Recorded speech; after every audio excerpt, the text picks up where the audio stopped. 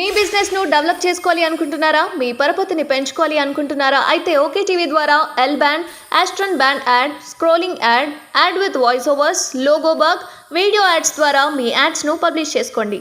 సంప్రదించవలసిన phone number 8520917933. ఒక స్త్రీగా మద్యం కేసులో కవిత అనేది ఆమె ఈడీ ముందల హాజరైంది. సో అది ఎలా చూడొచ్చు మేడం? ఒక స్త్రీ ఇట్లాంటి అది చెప్పడానికే గలీజ్ అనిపిస్తుంది, ఆ మద్యంది చెప్పడానికే గలీజ్ అనిపిస్తుంది. అటువంటి స్థానము ఎట్లా ఉంటుంది మేడం ఒక స్త్రీ అట్లా చేయడం? ఒక మద్యం దాంట్లో ఇరుక్కోవడం అనేది ఒక స్త్రీగా అందరం కూడా బాధాకరమైన విషయమే. సరే, కొంచెం కల్చర్లో ఇక్కడ కల్చర్లో మద్దు అనేది ఇక్కడ కల్చర్ లేదు మేడం. తెలంగాణలో అంటే మీరు వీళ్ళు వచ్చిన తర్వాత ఈ వైన్స్ ను పెంచడము, లిక్కర్ దందాలు చేయడము, సో తెలంగాణ ప్రజలకి బాగా తాపడం చేశారు. కానీ తను అలా ఇరుక్కోవటం అనేది ఇప్పటికి కూడా ట్రాన్స్పరెన్సీ లేదు. ఆ విషయంలో మనకి ఎక్కడ ట్రాన్స్పరెన్సీ కనపడటం లేదు. నేను కేసులో లేను, ట్రాన్స్పరెన్సీ లేదు అని చెప్పేసి మీరు అంటారు కదా.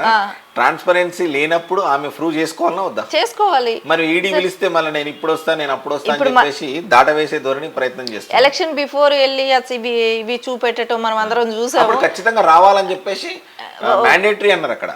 ఈడీ వాళ్ళు ఏమన్నారంటే మీరు రాకుంటే మేము వచ్చి అరెస్ట్ చేస్తామంటేనే ఈమె వెళ్ళింది. ఇప్పుడు మళ్ళీ వెళ్ళట్లేదు కదా.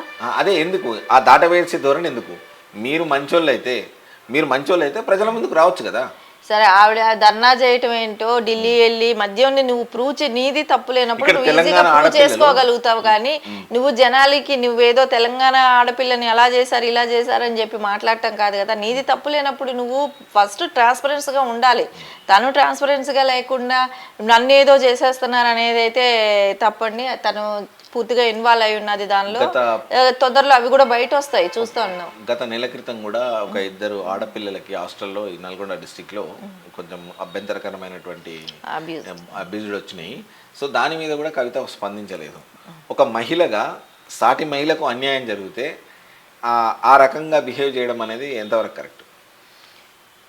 మనం గత 10 సంవత్సరాలుగా ఏ రోజు ఎప్పుడు ఎక్కడా కూడా వాళ్ళ మహిళల మీద ఎలాంటి స్పందన కూడా లేదు.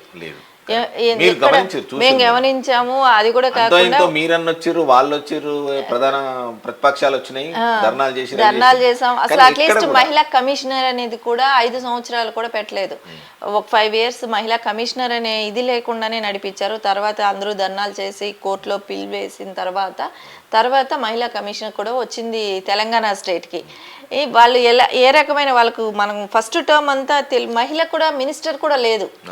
సెకండ్ టర్మ్ అందరూ గోల చేసి మహిళలకు విలువ లేదని అంటున్నారని ఒక ఇద్దరిని వేశారు. కానీ ఏ రోజు కూడా ఆ పార్టీలో కానీ గవర్నమెంట్లో కానీ ఏ మహిళ కూడా బయట వచ్చింది లేదు. వాళ్ళ మహిళకి విలువ ఇవ్వకపోవడానికి ఒక ఉదాహరణ, ఒక ఎగ్జాంపులే కాదు, మనం అందరం కూడా చూసాం గవర్నర్ గారిని ఏ రకంగా వాళ్ళు ఇబ్బంది పెట్టారనేది.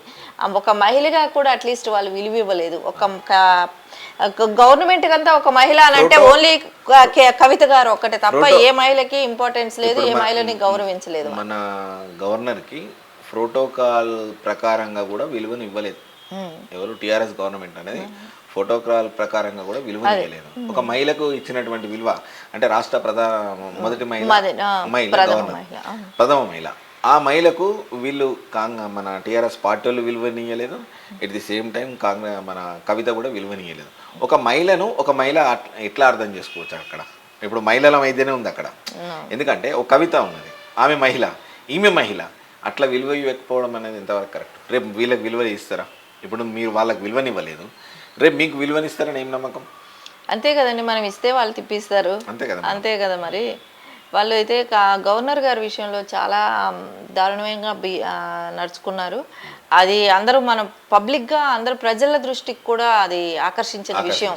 ఎందుకంటే ఆవిడ్ని ఇన్వైట్ చేయటం కానివ్వండి, పార్టీకి అతీతం అండి. గవర్నర్ అండి, ప్రథమ మహిళ, మనకు ఒక ప్రథమ మహిళ ఉన్న ఆవిడని అలా చేయటం అనేది గవర్నర్ గారి విషయంలో ఆ రోజు జరగటం.